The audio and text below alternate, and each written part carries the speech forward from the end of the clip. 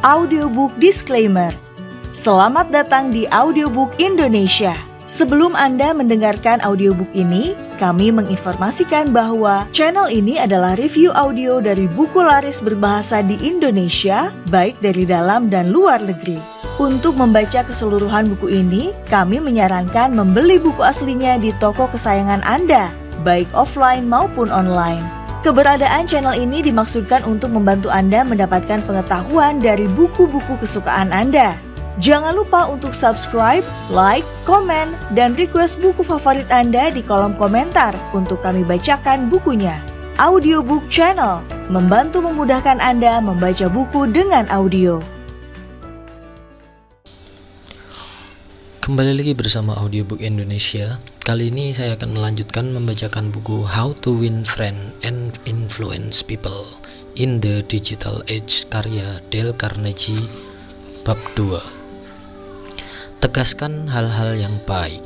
Film The King's Speech yang meraih Academy Award menuturkan kisah bagaimana seorang pria biasa dengan sebuah sentuhan yang tidak biasa membantu seorang pangeran yang gagap menjadi seorang raja yang kemudian memimpin sebuah bangsa. Pangeran Albert, Duke of York, memiliki masalah yang gagap bicara yang mengganggu segala aspek dalam kehidupannya. Dia memiliki masalah saat membacakan dongeng kepada anak-anaknya, membacakan pidato di hadapan umum, dan berbicara di radio, yang pada saat itu merupakan teknologi terkini. Saat mencari jalan keluar untuk masalah ini, sang pangeran bertemu dengan seorang terapis wicara yang lahir di Australia bernama Lionel Locke. Metode Locke tidak lazim karena selain sebuah masalah fisik, dia percaya bahwa masalah kegagapan adalah masalah psikologis juga. Film ini menunjukkan bagaimana sang pangeran yang dipanggil Bertie oleh keluarganya menolak permohonan Locke. Selain itu, film ini menceritakan ketegangan di antara para pria tersebut saat keadaan semakin genting dan Pangeran Albert, Duke of York, menjadi Raja George ke-6. Pemimpin dan Perang Dunia pun terjadi. Akhirnya dalam sebuah momen saat mereka bersiap-siap untuk penobatannya, calon raja ini mengamuk dan melepaskan segala ketakutannya. Dia takut akan mengecewakan bangsanya dan menjadi bahan tertawaan sepanjang sejarah. Bertie selalu, Anda adalah pria paling berani yang pernah saya kenal. Bertie berhenti dan memikirkan betapa berartinya kata-kata itu. Kata-kata itu memberikan janji akan sebuah dampak yang mengubah kehidupan. Jika Emerson benar saat dia berkata, nenek moyang dari seluruh tindakan adalah sebuah pikiran, apa yang dilakukan oleh Locke adalah strategi pengaruh yang paling brilian. Beliau menyampaikan sebuah pikiran yang sebelumnya tidak pernah terlintas di benak siapapun. Bertie, sang pangeran yang gagap, tidak lemah. Dia bukan seorang pecundang atau bahan tertawaan. Segala olok-olok yang dihadapinya seumur hidup dan bayangan yang dimilikinya akan dirinya tidak merepresentasikan dirinya sepenuhnya. Ada sesuatu di dalam dirinya yang lebih benar, sesuatu yang baik, bahkan mungkin lebih hebat. Bertie merengkuhnya dan pada akhirnya dia menjadi seorang pria yang berbeda karena sebuah sosok yang memiliki kecerdasan untuk menegaskan sesuatu di dalam diri Bertie yang bagi orang lain tidak terlihat karena terhalangi oleh kekurangan-kekurangannya. Bandingkan tindakan Locke ini dengan tindakan eksekutif Vice President NPR yang diberhentikan, Ron Schiller, yang tertangkap basah oleh kamera sedang menghina partai politik yang tidak terkait dengannya. Pada dasarnya perbedaan utama dari kedua pendekatan ini adalah masalah pilihan. Bertie atau partai politik manapun tidak luput dari kesalahan. Bukan berarti Lionel Locke memiliki subjek yang lebih baik untuk dihadapi ketimbang Ron Schiller. Keduanya dapat mencari alasan untuk mencemooh subjek mereka, namun Locke memilih jalan yang lebih memberikan pengaruh, jalan yang menjunjung tinggi martabat manusia. Schiller memilih jalan di mana dia melupakan dirinya dan sesama manusia. Tidaklah sulit untuk melihat jalan yang mana yang lebih bijak. Sebuah kisah Yahudi yang kuno dan kuat melibatkan seorang penggembala yang sedang mengembalakan 100 domba. Domba-domba ini berada di bawah perlindungan dan dia tidak akan mengecewakan mereka. Akan tetapi saat sedang mengumpulkan domba-domba itu pada suatu malam, dia menyadari bahwa salah satu dombanya hilang. 99 domba aman dan selamat. Apa yang dilakukan si penggembala ini? Apakah dia berdoa dan berharap domba yang hilang tersebut muncul sebelum seekor serigala memangsanya? Tidak. Dia mengurung ke 99 domba lainnya dan pergi mencari domba yang hilang ini. Satu domba hilang itu begitu penting sehingga sang penggembala tidak tahan menyaksikan tertinggal sendirian. Coba renungkan pesan yang dikirimkan kepada domba. Tidak hanya domba yang hilang itu, tetapi juga ke-99 domba lainnya yang mengandalkan sang penggembala untuk perawatan dan perlindungan. Sekarang coba pikirkan diri Anda mengirimkan pesan yang sama kepada mereka yang ingin Anda pengaruhi. Apakah Anda memberitahu mereka bahwa Anda menganggap mereka begitu berharga? Anda kekuatan yang hebat. Ada kekuatan yang hebat di dalam prinsip yang sederhana ini jika direnungkan secara teratur. Kita semua memiliki keinginan yang tidak terpenuhi untuk mengetahui apakah kita dihargai, untuk mengetahui apakah kita ini penting atau tidak. Namun sangatlah menantang bagi kita untuk menegaskan hal ini dalam diri satu sama lain pada zaman sekarang. Kita bisa menjadi terobsesi dengan hal-hal yang dangkal dan tidak penting di sekeliling kita. Waktu berminggu-minggu kita habiskan membahas gaya terbaru seorang selebriti atau dosa terbaru seorang atlet. Kita menghabiskan berjam-jam untuk mengamati kebodohan kehidupan mahasiswa. Walaupun kita tidak larut dalam budaya pop yang seringkali memusingkan, banyak hal yang harus kita beri perhatian sehingga sedikit waktu yang tersisa untuk menggali sesuatu dengan lebih mendalam saat kita dibanjiri oleh SMS, oleh inbox yang penuh dan jaringan yang menawarkan kesempatan untuk bersosialisasi tanpa henti. Bahkan pasangan kita yang begitu kita sayangi bisa terasa menyebalkan. Lalu anak-anak dan kakek-kakek serta tetangga dan lain, siapa yang memiliki waktu untuk mengafirmasi sesuatu yang baik seperti mungkin mobil atau dapur tetangga.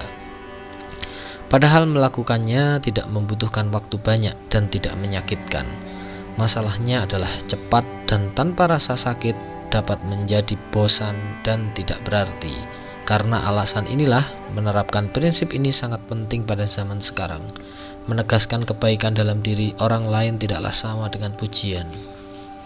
Perbedaannya terdapat pada maksud yang tulus. Seseorang mahasiswa muda yang awut-awutan pernah bertanya kepada Muhammad Ali apa yang sebaiknya dia lakukan di dalam hidupnya.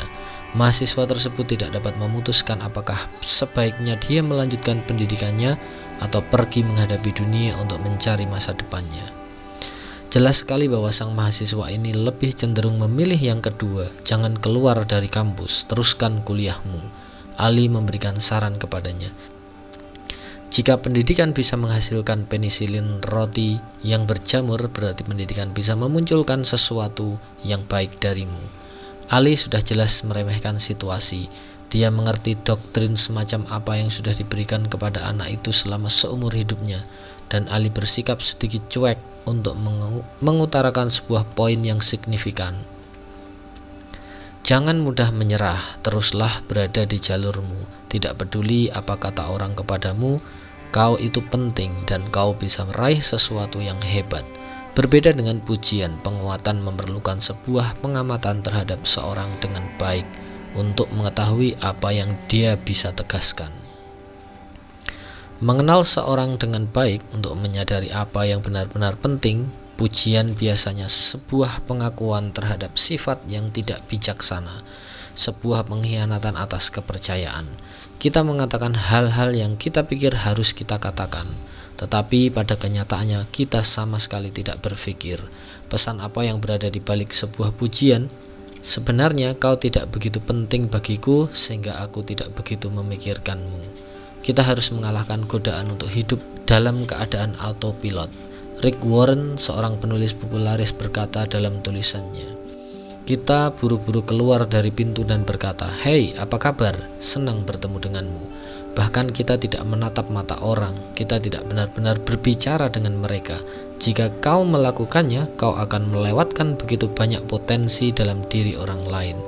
Manusia bukanlah sesuatu yang harus dibentuk seperti tanah liat. Itu bukan tugasmu. Itu manipulasi, bukan kepemimpinan. Manusia bukanlah sesuatu yang harus dibentuk. Manusia adalah kehidupan yang harus dibuka, dan itu yang dilakukan oleh para pemimpin sejati. Mereka membuka kehidupan orang lain dan membantu mereka meraih potensi mereka yang dianugerahkan oleh Tuhan. Tidak mungkin kita berharap kita semua terus memberikan kinerja yang cemerlang. Tentu saja kita semua pernah kehilangan kesempatan yang seharusnya kita ambil. Namun kita semua dapat mengukur kemampuan kita sendiri seiring dengan berjalannya waktu. Apakah pesan-pesan yang Anda sampaikan melalui tulisan, ucapan, kehadiran Anda lebih condong ke arah penguatan atau sikap acuh tak acuh? Jika pesan Anda lebih condong ke arah penguatan, lebih besar pengaruh yang Anda berikan kepada orang lain. Emerson menulis, setiap orang berhak dihargai atas momen-momen terbaiknya. Coba pikirkan pernyataan itu sejenak. Hubungan mana yang paling tidak baik di dalam kehidupan Anda saat ini? Apa yang terjadi jika Anda mulai memusatkan perhatian pada momen terbaik orang tersebut dan berusaha untuk menegaskannya?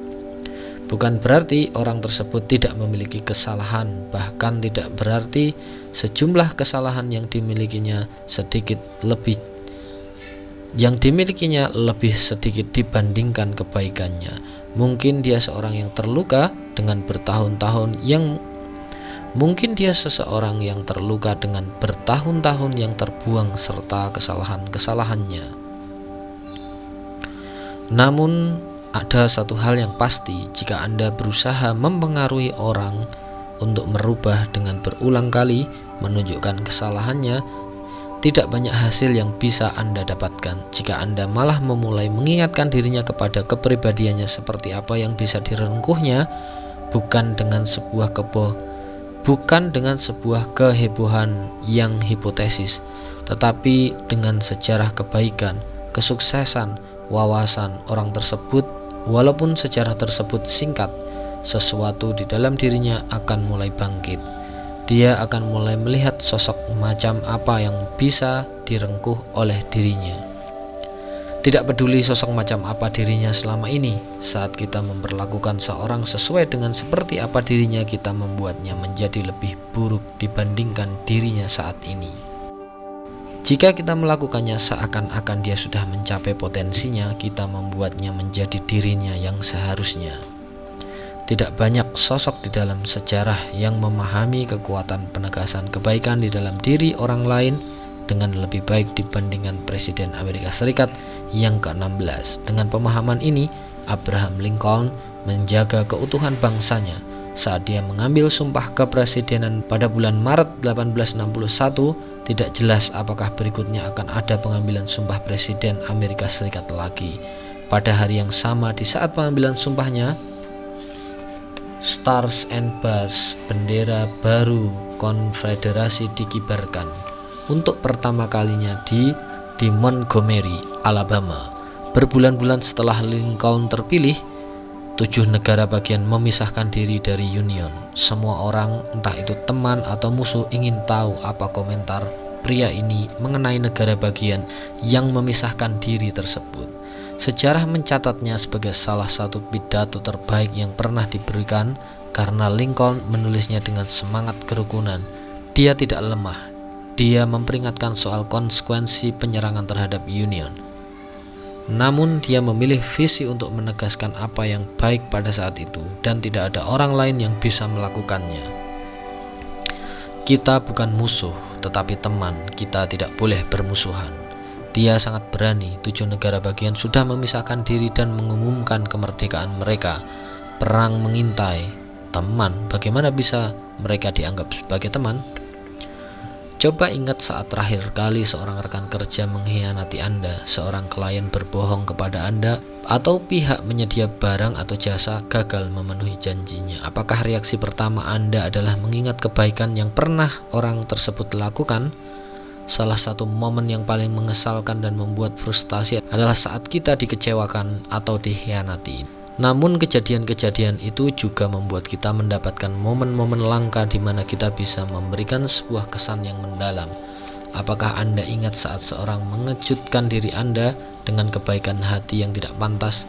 Anda dapatkan atau pengampunan tidak bersyarat. Kejadian ini mungkin terjadi bertahun-tahun yang lalu, bahkan mungkin saat Anda masih kecil, akan tetapi kemungkinan orang ini menjadi bagian permanen di dalam kenangan Anda, dan emosi yang Anda rasakan saat itu masih nyata sampai saat ini.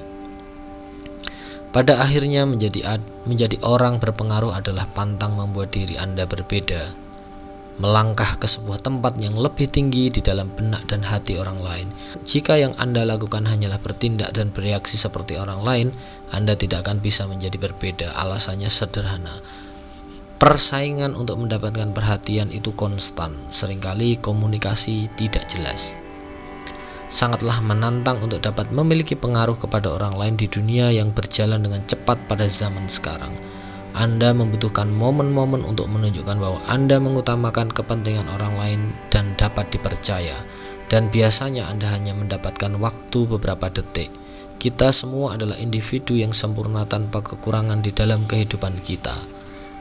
Bisa mempengaruhi orang lain melalui perbedaan tergantung kepada kemampuan Anda untuk menunjukkan bagaimana Anda bisa dapat lebih dipercaya dibandingkan orang lain yang berusaha memiliki pengaruh juga. Sulit untuk mengikuti jalan tersebut jika seluruh saingan Anda adalah para individu yang bebas dari kesalahan seperti Anda. Di dalam skenario ini, bersaing untuk menjadi sosok yang berpengaruh akan terlihat seperti sebuah kompetisi kecantikan. Dan beberapa orang masih memperlakukannya seperti sebuah kompetisi kecantikan. Bukan seperti itu situasinya. Kita semua adalah makhluk yang tidak sempurna, yang penuh dengan kekurangan. Dan hal ini memberikan kita mungkin kesempatan yang sama banyaknya untuk mengafirmasi orang lain setelah menemui pertentangan atau kekecewaan. Kuncinya adalah jaringan, jangan membuat pengecualian. Selalu gunakan semangat afirmasi untuk menuturkan pikiran-pikiran Anda tentang orang lain kapanpun Anda bisa.